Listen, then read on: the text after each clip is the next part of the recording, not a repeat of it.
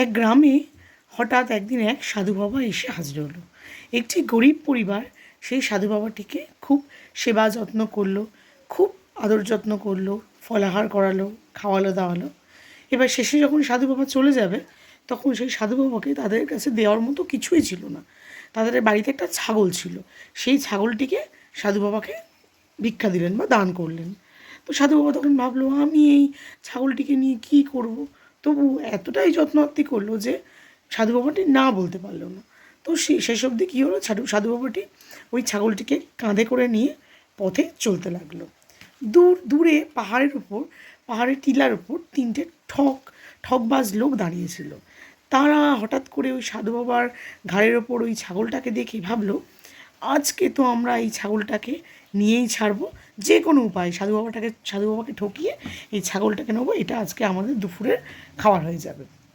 তো তিনজনে মতলব করলো, বুদ্ধি আঁটলো যে কীভাবে সাধু বাবার কাছ থেকে ছাগলটাকে নিয়ে নেওয়া যায়, তাদের নিজেদের আওতায় ছাগলটাকে আনা যায়। এবার কি করলো, তিনজন তিনটে প্ল্যান করলো।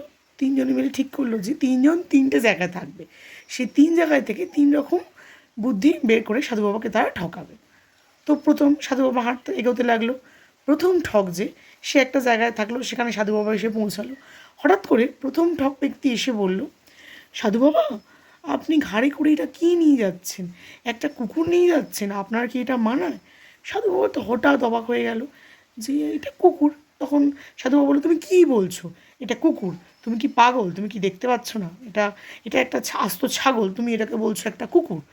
তখন লোকটি বললো, দেখুন, আপনার মানার হলে আপনি মানবেন, না হলে আপনি মানবেন না, আমি যা দেখতে পাচ্ছি আমি তাই বলছি। তো এটা বলে লোকটি মুচকি এসে চলে গেল। আবার সাধু বাবা হাঁটতে লাগলো। দ্বিতীয় যখন ব্যক্তিটার কাছে এলো, সেই দ্বিতীয় ঠক ব্যক্তিটার কাছে এলো, তখন সেই ঠক ব্যক্তিটা তার সামনে এলো, এসে বললো, সাধু বাবা, আপনি এটা কী করছেন? আপনি একটা মরা বাছুর নিয়ে যাচ্ছেন ঘাড়ে করে। সাধু বাবা তখন অবাক হয়ে গেল, বলছি কী বলছে? একজন বলছে কুকুর, একজন বলছে মরা বাছুর, এটা কী বলছে? এটা তো একটা ছাগল বলে আবার তিনি এগোতে লাগলেন। ওই ব্যক্তিটি আবারও হেসে চলে গেলেন।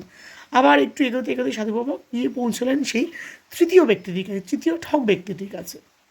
তখন তৃতীয় ঠক ব্যক্তিটিও হঠাৎ এসে বললেন, সাধু বাবা, আপনি এটা কী নিয়ে যাচ্ছেন? আপনি একটা গাধা ঘাড়ে করে নিয়ে যাচ্ছেন। গাধা আবার কেউ ঘাড়ে করে নিয়ে যায়? তখন সাধু বাবা হঠাৎই অবাক হয়ে গেল, বললো যে একজন নয় ইয়ার্কি মারবে, একজন ভুল বলবে, কিন্তু তিনজনই এটা বললো, তাহলে এটা কোনো প্রেতাত্মা বা এটা কোনো মানুষের আত্মা, এটা কোনো কিছুর আত্মা? এই বলে সাধু বাবা কী করলো, ছাগলটাকে ছেড়ে দিল। এবার ছাগলটা আস্তে আস্তে এগোতে লাগলো।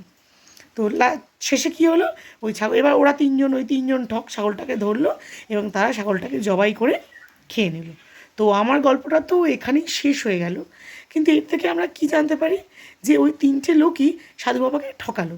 আমরাও এরকম কী করি, আমরাও জীবনে অনেক সময় সঠিক পথেই হাঁটি, কিন্তু বিভিন্ন মানুষের বিভিন্ন কথায় আমরা কী করি, প্ররোচিত হই, বিশ্বাস করে ফেলি, যার ফলে কী হয়, আমরা সঠিক কাজটা কখনোই করতে পারি না।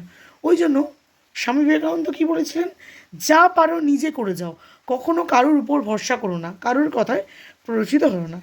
সো আমার গল্পটা আমি এখানেই শেষ করলাম। আপনাদের যদি ভালো লাগে, আমাকে অবশ্যই কমেন্টসে জানাবেন আপনাদের গল্পটি কেমন লাগলো।